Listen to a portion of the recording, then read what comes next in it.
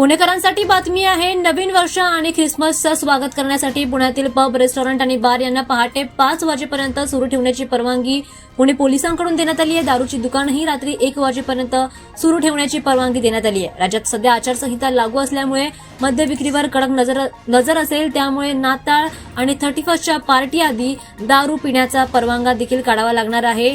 त्यासोबतच 24, 25 आणि 31 डिसेंबर या तिन्ही दिवशी पुण्यामध्ये बार, पब पहाटे 5 वाजेपर्यंत खुले राहतील। इतर वाईन शॉप सुद्धा रात्री 1 वाजेपर्यंत सुरू ठेवण्यास परवानगी देण्यात आली आहे। त्यामुळे पुणेकरांची 31ची पार्टी, ख्रिसमसची पार्टी आता जोरात होणार आहे। पुण्यामध्ये 25 डिसेंबर आणि 31 डिसेंबर या दिवशी पहाटे 5 वाजेपर्यंत पब आणि क्लब सुरू राहणार आहेत। राज्य उत्पादन शुल्क विभागाचा याबाबतचा आदेश जारी करण्यात आला आहे।